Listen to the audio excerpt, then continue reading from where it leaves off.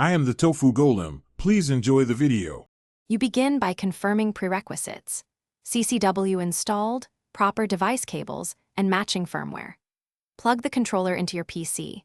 Once Windows enumerates the port or IP, open CCW and create a new project selecting the exact controller model and firmware revision so addresses and features match.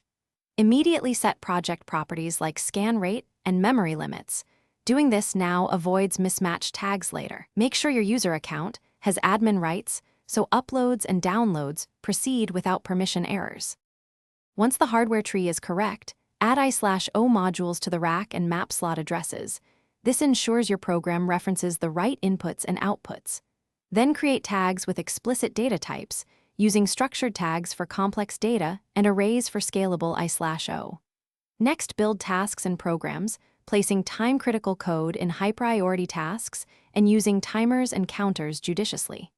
As you do this, validate by compiling so you catch type or address conflicts before attempting an online change. You're ready to finalize. Go online, create a full controller backup, and then download the project while watching status messages for errors or mismatches.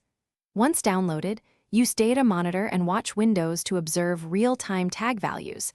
Step through routines or toggle forces one at a time to validate logic without risking system safety.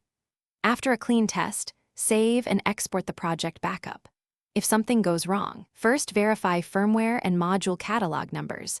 They are the most common source of communication or mismatch. Thanks for watching. Consider subscribing if we helped you today.